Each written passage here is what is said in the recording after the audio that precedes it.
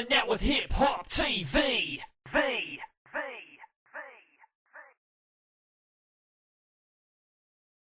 Hey, what's up, Hip Hop TV? This is Miss Hennessy here with Mr. John Payne.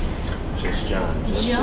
Oh, okay. Well, we're on first name basis. You know, all right. keep it real and normal and all that. Well, that's what we like. All right. Well, John is here, co-founder of Death Row Records. One of the original members. Fantastic. Actually, I mentioned this. This is a bit of trivia. The original name of Death Row Records was Future Shock. This is prior. I know you've seen the video and I said about it was actually Future Shock.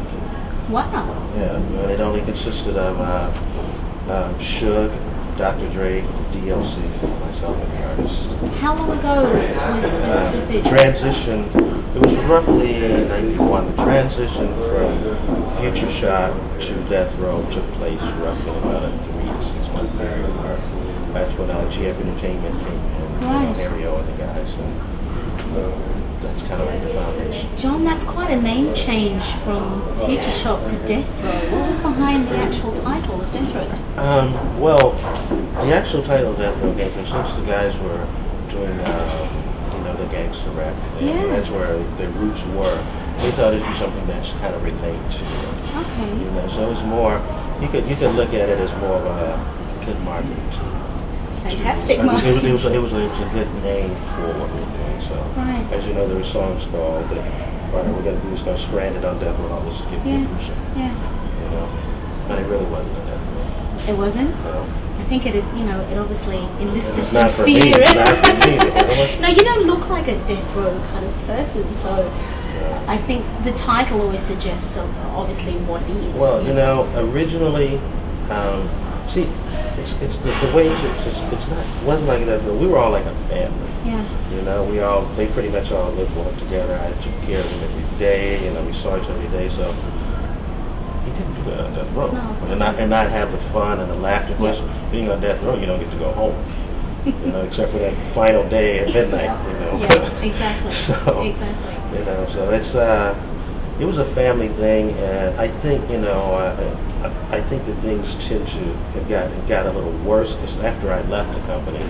I think that people started to believe it because of the popularity and the fame and everything was going up, so they couldn't get a break and rest. You get caught up in it. Welcome to hip hop, basically. But for the most part, none of the guys were being bad. The media made it a lot worse than what it was. Of course, there were some things that were correct. Yeah, of course. Now you're actually down under. Is this your first trip to Australia? No, it's not. It's not my last. Oh, as well. I'll be here a lot more. I love this place. It's beautiful. It's beautiful, and the people are very down there and very real. A lot less pretentious in the States. In the States, and it's more natural. What part of the States are you originally from? Actually, I'm from Detroit, Michigan. Motown. So I was just a little boy. I was there watching everything go on. So I've been around this music all my life. Of course, yeah. But I live in Los Angeles, New York, a few other places. The majors, really. The majors were. The majors in music, I guess, but maybe not. What most people don't know, the big in the States, Nashville is the biggest music. I've heard. Yeah, it's great there. Well, I think Sydney is slowly becoming the major in breaking a lot of great hip hop acts. Now you've brought a couple of Death Row artists with you for the America's Most Wanted concert. RTX and Corrupt, Dog Pound, they were one of a couple of the acts that we started, as well as Snoop and stuff. But it's almost like a reunion. We really, we've seen each other, we communicated a lot, but we haven't really worked together and spent this time. This is almost like spending on that because we track hotels, tour buses, planes, and all that stuff. But it's like no time has passed. There's still the same love and all that stuff. As soon as Corrupt got out of his car, because he didn't know that I was coming. Oh, really? And he goes, "You're the one that was saying coming," and he gets out. Oh, that's great. That's great. It's been a good time. The first show was last night in Sydney. How was the crowd reaction? What was that like? For some reason, I really think they enjoyed it. For some reason. Was there any other reason? Outside of the cheering and the reaching for the artist and the hysteria, I would say that would lead me to believe that there was a hidden enjoyment. Yeah. And the fact that they cheered 4 minutes after the show in between every act, and as soon as they saw them, they kind of panicked. So gave me the impression that they liked it. If not, they're the best actors on the scene. Well, we try, but no, I definitely think that hip hop is definitely growing down under. I'm not sure what your understanding of Australian hip hop is. My thoughts is I've seen Australian hip hop. Everyone has their culture and their way of doing things, but it all connects. Yeah. It all comes from the same place, basically. So, but being a product of your environment, it may come across different, but in the long run, the translation is the same. Mm-hmm. I just have a problem with the fact that there's not much communication and actual intermingling amongst the various groups. Because I was mentioning this earlier in the week that you guys really, really support our acts tremendously. Totally. I mean, the total dedication, everything about the groups.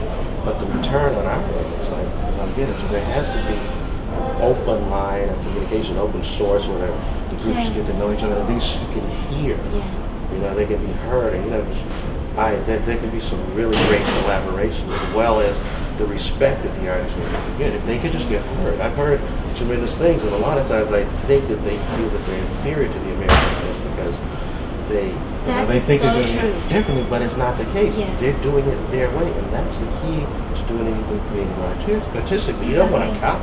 Yeah.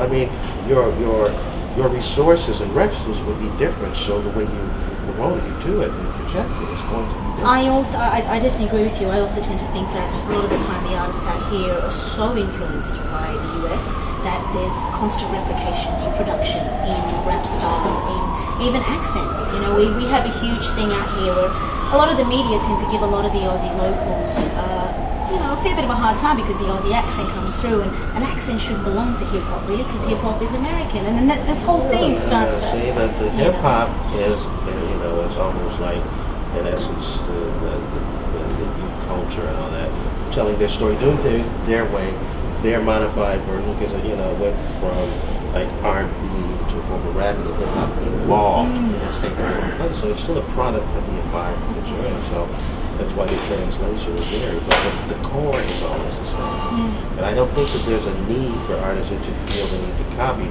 They've got the foundation now. You make it your own.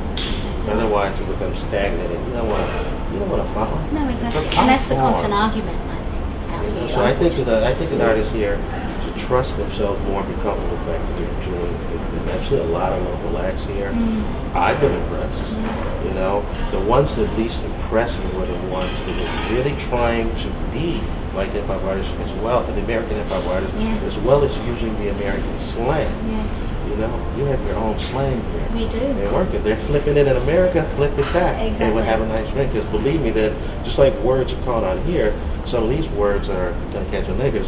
Me and my guys here, that's a bad thing for an interview. Me and my guys here are, we're all stuck on the no worries, and we got our little